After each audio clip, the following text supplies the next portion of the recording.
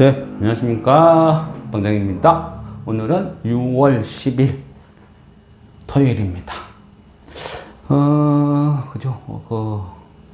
오늘 열심히 종목 이 의논도 하고, 그죠? 오늘은 어떤 촬영의 어떤 포커스가요.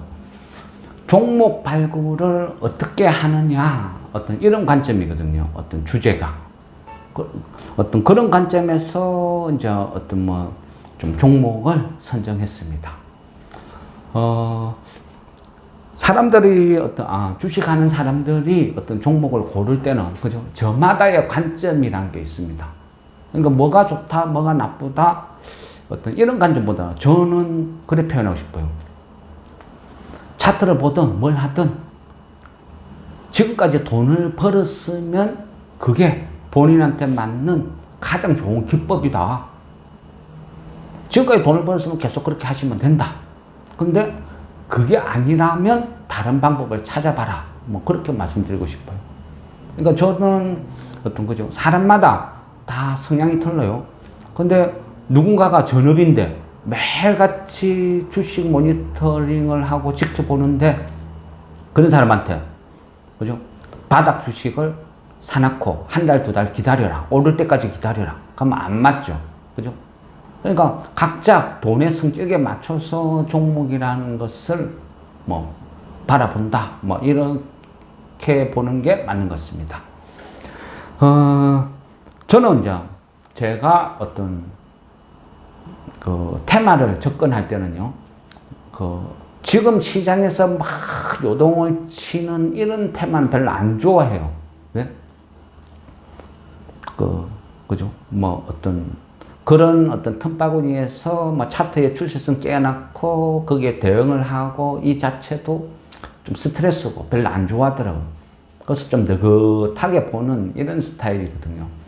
그러다 보니까 종목도 항상 그런 관점에서 봅니다.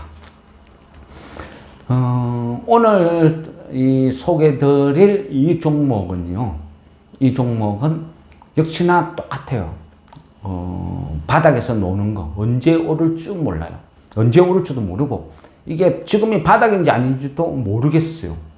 왜냐하면 지금도 불과 2, 3일 전에 신저가를 찍고 있었으니까. 그죠? 추락하는 것은 날개가 있다. 관성의 법칙. 더 떨어질 수도 있다는 거죠. 그래서 접근은 좀 신중하게 하셔야 돼요. 단지 저는 지금 타이밍에 한번 들어가 봐도 될 것 같다, 이렇게 생각을 하는 거죠. 그러면 왜 그런지, 저 사람은 왜 그런 생각을 했는지, 그런 관점으로 일단 한번 들어보면 좋겠습니다. 제가 소개해드릴 종목은요, 산돌이라는 종목이에요. 산돌. 이름도 특이하죠. 산돌. 이 회사가 하는 일은요, 우리가 컴퓨터 있죠. 워드에서 글씨체를 만드는 거예요. 흔히 폰트, 그러죠. 글씨체를 만들고, 저도 이 회사가 처음에 상장된 지가 그렇게 오래된지는 않았어요. 근데 신규 상장돼 하다 약간 특이해서 지켜는 봤어요. 그리고 또 한편은 그랬어요. 요즘같이 불법, 그냥 다운로드가 만연하는 세상에 누가 돈을 내고 이 글씨체를 다운받아가서 이미 공개된 것만 봐도 충분할 건데, 이런 회사가 살아남을까? 그리고 어떤 매출액이나 어떤 전체적인 걸 봤을 때 너무 좀 규모도 작고, 매출액도 작고, 그래서 약간 꺼린 회사였어. 한 번도 공부는 했으되 지금까지 한 번도 매매는 해본 종목은 아니거든요. 그런데 갑자기 이제 이 기사가 하나 또 뜨더라고요. 기사가 뜨는데 어떤 기사가 뜨냐 하면 우리나라 교육에 관련된 건데요. 교육에 관련된 부분인데,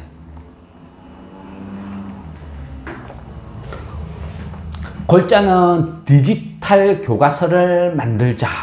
이게 골자입니다. 시대적인 배경이죠. 어제도 보니까, 그죠? 캐나다에서 지금 엄청난 산불이 나 있죠. 우리 남한 면적 한 50% 정도 되는 산림이 지금 불타고 있어요. 지금 앞으로는 가면 갈수록 점점 더 자원 전쟁은 심각해지겠죠. 그러면 우리가 종이를 만드는 거죠. 종이를 만드는 이 목재도 계속 가격이 상승을 끝없이 유지를 하고, 앞으로는 이 목재 자체도 굉장히 희귀 자원으로 변할 것 같습니다.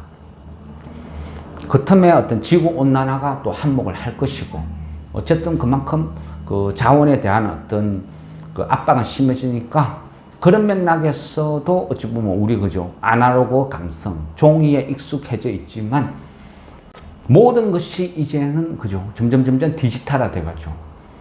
저도 회사에서 일을 하면서 어떤 종이라는 거는 거진 이제는 안 쓰는 것 같아요.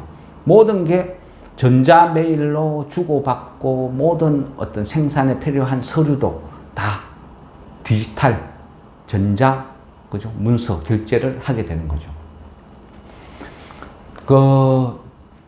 우리나라 누구죠? 사회부총리 이주호라는 분이 발표를 했어요.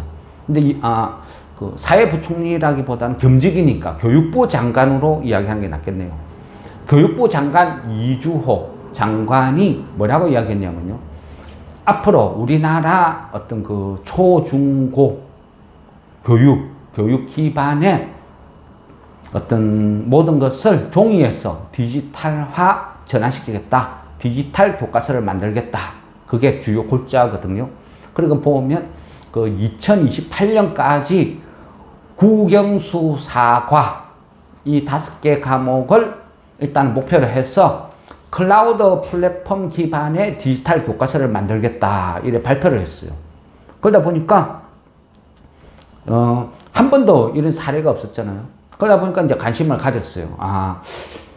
이런 부분도 시장에서 한 번도 테마가 안 됐으니까 시차를 두고 이게 뭔가가 나오지 않을까. 그리고 이 부분은 좀 어떤 테마로서 신선한 부분이 있다. 그래서 아직까지 시장에 바로 반영은 안 됐지만 이런 부분도 시차를 두고 세력이 그죠? 문득금 테마로 만들어 간다. 뭐 이런 관점에서 보는 거예요. 그래서 어떤 종목이 있을까? 뭐 그런 차원에서 우리가 어떤 사교육 관련된 어떤 이런 부분도 좀 보기는 봤어요. 보기는 봤지만 어떤 종목이 걸려들까? 괜찮을까? 투자를 할 만할까? 이래 고민을 하다가 제가 이제 이래 관심을 둔 게 산돌이라는 기업입니다. 물론 이 회사는 폰트, 어떤 그 글씨체를 위주로 합니다. 그리고 기술적으로 이래 보면요, 2022년, 그러니까 작년이죠. 10월 27일 날 그 등록이 됐어요. 등록이 되다 보니까 얼마나 안 되죠, 시간은. 그때 최고점이 24,650원이 제일 고점이었어요. 그리고 불과 며칠 전, 그러니까 23년도, 그러니까 며칠 전 6월 5일 날 11,260원. 얘가 최저가였어요. 그러니까 등록되고 난 이후부터 끝없이 땅을 파고 내려간 거예요. 그러니까 6월 5일 날 11,260원이 최저가니까 고점이 24,650원. 가면 그죠? 50% 이상 더 하락했죠.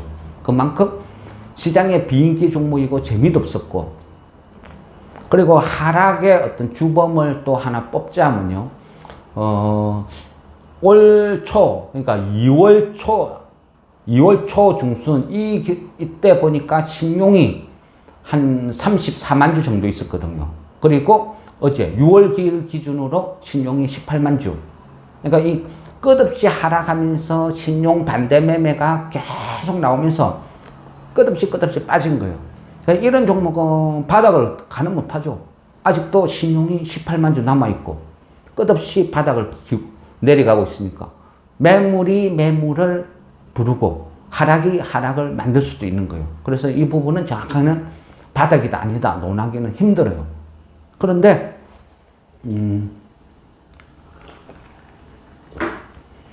왜 이 종목을 지금쯤 괜찮다 이래 보느냐 하면요.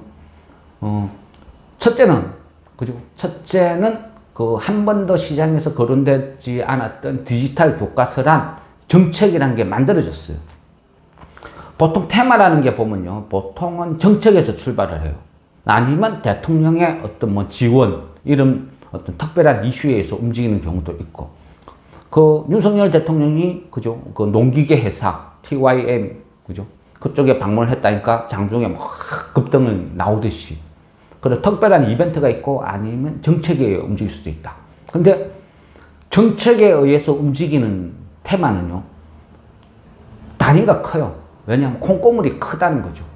대한민국에 그죠? 암만 우리가 인구가 줄었다 하지만 초, 중, 고 그죠? 학생 수만 따지면 몇 명입니까? 그 학생 수가 다 이용하는 디지털 교과서. 그러다 보면 여기에서 개발 단계니까 이 개발 비용이라는 거는 천문학적이고 어마어마한 거예요. 항상 시차는 두지만요. 제가 예전에 어떤 그 솔토럭스라는 회사를 인공지능이라는 게 막 거론도 되기 전에 왜 관심을 갖고 이 회사는 뭔가 될 것 같아. 그때 한 게요. 결국은 정부에서 주도한 데이터 때문이었거든요. 공공기업, 공공사업. 정부 주도한 어떤 이 데이터 때문이라는 이 기반을 솔토럭스가 주체해서 하니까 얘가 이 콩고물이 클 것이다. 결국은 타겟이 될 것이다. 이런 관점이었는데 이 디지털 교과서도 틀림없이 누군가가 하겠죠. 하는데 과연 어떤 기업이 할까? 이런 관점에서 이제 접근을 해보니까 이 산돌이라는 회사가 상당히 매력적으로 본 거예요. 어떤 재무상으로 이래 보면요. 그 작년 기준으로 하면 매출액이 184억밖에 안 돼요. 너무 작죠. 그런데 재밌는 거는 순이익이 매출액이 184억 났는데 순이익이 94억 났어요. 그리고 영업이익이 81억. 그러니까 왜 이런 구조냐? 결국 얘는 그죠. 뭔가를 개발을 하면 그 다음부터 끝이죠. 그냥 카피하면 되죠. 붙여넣기, 복사, 그죠? 복사 해가 판매하면 되죠. 최초 개발 비용이 크지 소프트웨어라는 거는 그 이후는 많이 팔리면 팔릴수록 떼돈 거죠. 마이크로소프트 같이. 그게 소프트웨어 산업의 어떤 특성이에요. 근데 단지 문제되는 거는 매출액이 180억에 순이익이 90억 낼 만큼 이익은 많이 남는데 그러니까 복사해서 팔면 팔수록 급증하는데 이익이 어디다 팔아먹느냐. 항상 이게 문제였어요. 그런데 이 회사가 지금 현재 보면 시총이 한 890억 이 정도예요. 시총이 890억이고 어쨌든 작년 기준으로 이익이 그전 한 90억 이래 났어요. 그래 보면 어떤 단순하게 이래 생각을 해봐도 지금 가격이면 시총이 한 890억에 이익이 90억 났다. 그러면 이 정도만 보면 그죠? 그래 나쁘진 않아요. 지금 현재 가격이면 한 요 정도만 해도 뭐 충분히 뭐 굳이 뭐 어떤 펄을 따져서 저평가 고평가 이런 개념이 아니라도 단순하게 제조업 개념으로 봐도 시총이 한 890억인데 이익이 90억 났다. 그러면 그렇게 뭐 이제는 더 이상 뭐 하락 디스카운트 될 요소는 없다. 어떤 이런 관점에서 볼 수도 있고요. 또 하나는 그죠? 회사를 가장 잘 아는 게 누구겠어요? 당연히 회사 관계자죠. 그런데 작년 10월 달부터 끝없이 추락 했는데 이 회사가 그죠? 6월 8일 날 자사주 취득 공시를 내요. 그 말은 회사 관계자 입장에서도 우리 회사 주식이 너무 싸다. 이런 관점이 있고요. 보통 자사주 매입을 하는 기업의 특징을 보면요. 뭐 표면적으로는 뭐 주가 안정, 뭐 주주 권리, 뭐 어쩌고 저쩌고 떠들지만 그건 그냥 립 서비스죠. 실제는 자사주 매입을 할 때 대부분요. 우리 회사가 지금이 바닥이다. 인식을 하는 거예요. 그리고 조만간 주가가 오를 만한 뭔가 호재가 있다. 뭔가가 있다. 이런 관점에서 하는 경우가 훨씬 많더라는 거죠. 회사가 작으면 작을수록 그 확률은 제가 경험해보니까 높더라고요. 일반적인 조그만한 중소기업 이런 데서 뭐 주주 뭐 어떤 권리, 뭐 가치, 뭐 이런 것 같이 신경 써줄 여력도 없어요. 그런데 뭐 주주를 위해서 자사주를 취득한다. 그것보다는 조만간에 뭔가 호재가 나온다. 이런 관점으로 보는 게 훨씬 맞다. 이런 관점이고요. 근데 어쨌든, 이 시기에 주가가 연중 최저치 끝없이 바닥을 파고 있는 이 시기에 6월 8일 날 자사주 매입 10억 공시를 했어요. 자사주 매입 10억 공시고 주식 수량으로 따지면 한 8천 주, 요 정도쯤 되더라고요. 그리고 1일 매수 한도는 9,700주, 그 정도 되고요. 기간.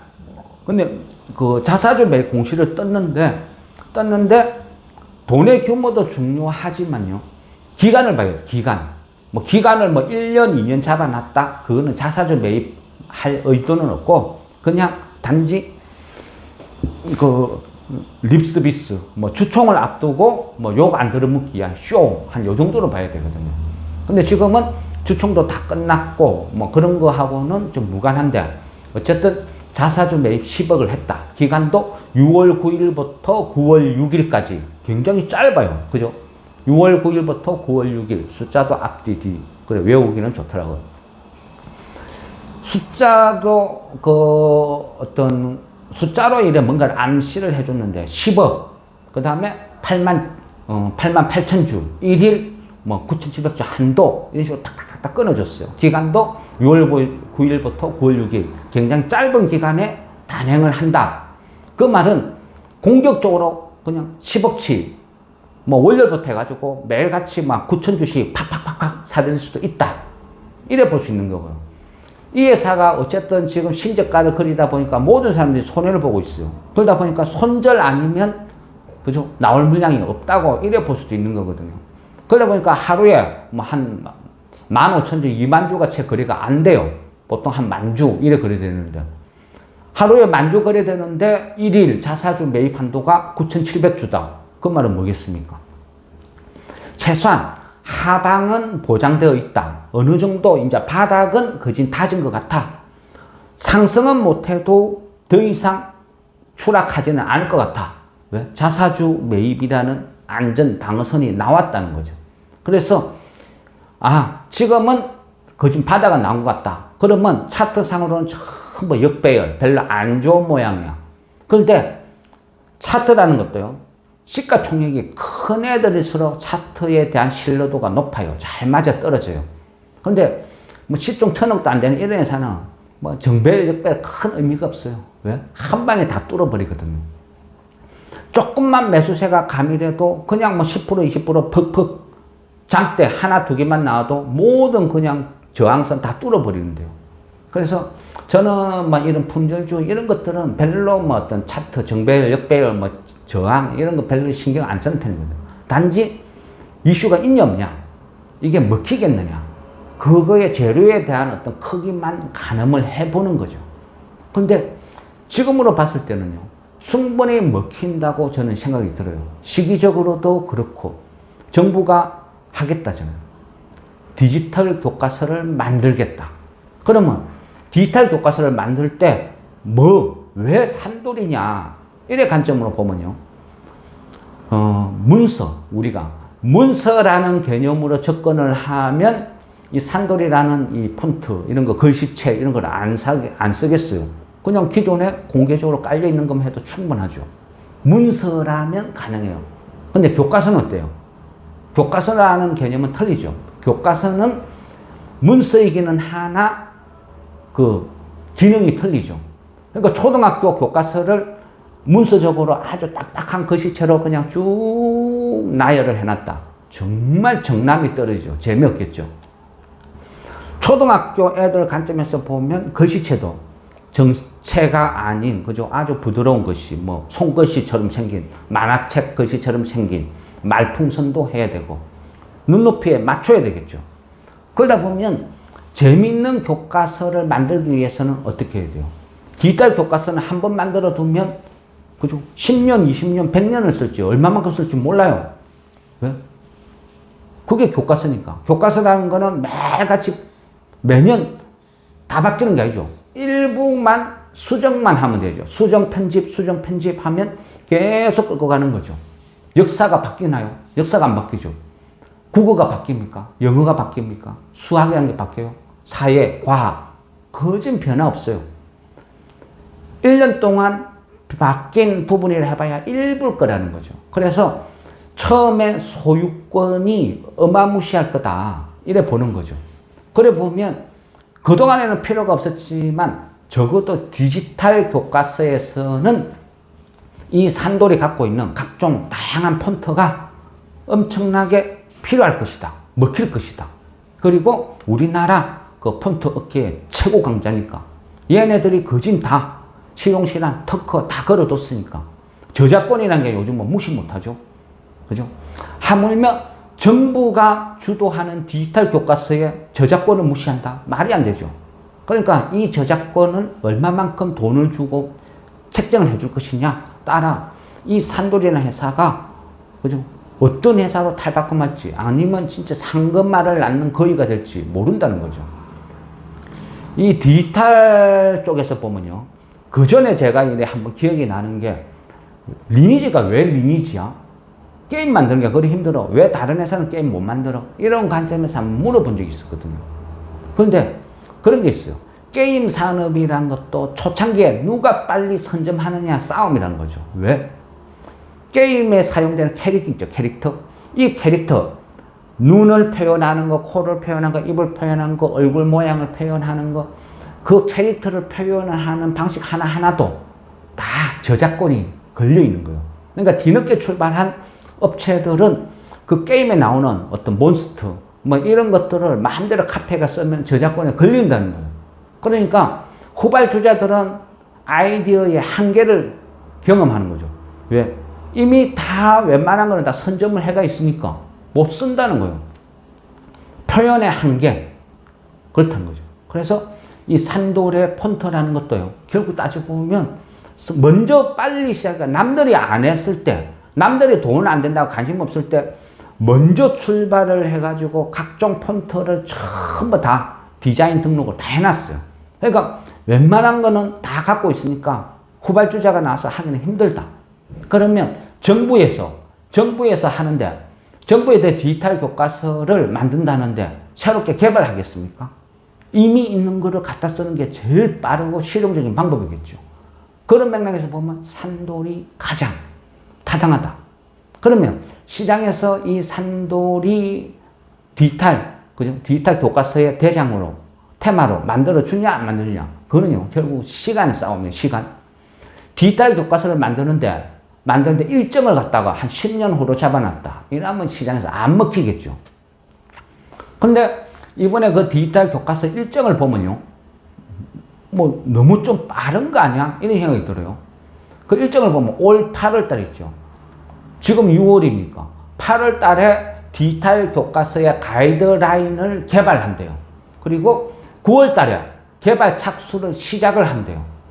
그리고 2024년 6월 달에 현장 적합성 테스트를 들어가고 2025년도 3월 달에 현장에서 본격적으로 적용을 한다. 이런 일정을 잡아놨어요. 너무 강속 행보라는 거죠. 너무너무 빠르다. 너무 빠른 거 아니요? 불과 8월 달에 가이드라인을 개발한다. 그 말은 뭡니까? 이미 어느 정도 윤곽을 다 잡아놨다. 발표만 지금 했을 뿐이다. 이래 볼 수도 있는 거죠. 그러면 교육부 장관이 밑도 끝 없이 앞에 나가지고 막 떠들었겠어요? 뭔가 가이드라인이나 모든 걸 다 잡아놨고 8월 달에 바로 시행을 한다. 이래 볼 수도 있는 거예요. 그러면 이미 업계 관계자들, 그죠? 그 업계에 좀, 참여할 만한 업체들은 이미 다 불렀겠죠. 불러가지고 벌써 협약을 했겠죠. 앞으로 디지털 교과서라는 걸 할 건데 이래.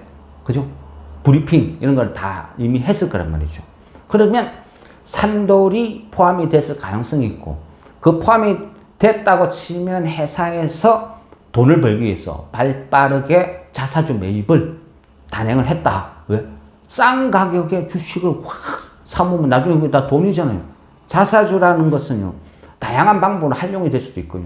물론 급등하면 팔아먹을 수도 있어요. 그런 사례도 많잖아요. 최근에 금양만 해도 자사주 팔아가 1200억 벌었잖아요. 그런 식으로. 자사주의 활용도 회사 입장에서 보면 일종의 투자라 볼 수도 있어요. 하면 얘네들이, 그죠? 얘네들이 그렇게 주가가 끝없이 빠질 때도 나 몰라라 하더만은 과연 주주 가치 제고를 위해서 자사주 10억을 했을까? 그리고 그것도 6월 9일부터 9월 6일 짧은 이 기간 동안 했을까? 기간이 짧아야 일일 매수량이 늘어나는 거거든요. 그런 관점으로 이리 따져보면요. 딱 해서 1일날, 그 1일 평균 9,700주 매수를 할 수 있으니까, 이래 뭐 이론적으로 따져보면요. 한 일주일 만에 10억치 다 살 수도 있다는 거예요.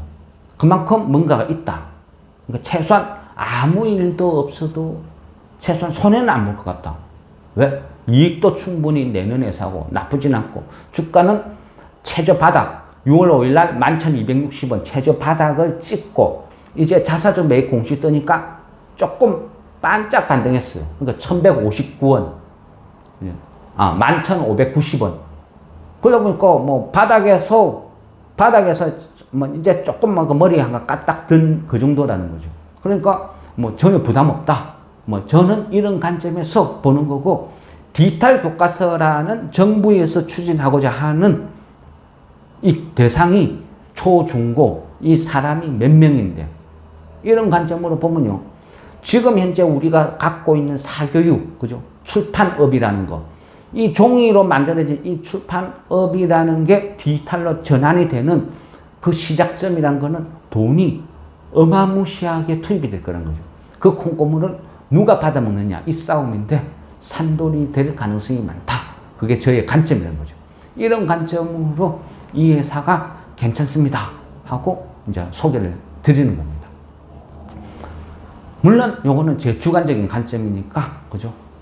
정확하게는 주식, 주가 갖고 장담을 할 수 있는 사람이 어디 있겠습니까? 그러니까 그거는 충분히 각자 검토를 하고 접근을 해야 될 거라고 생각을 합니다. 예, 이상 산돌에 대해서 설명 마무리하겠습니다. 예, 수고했습니다.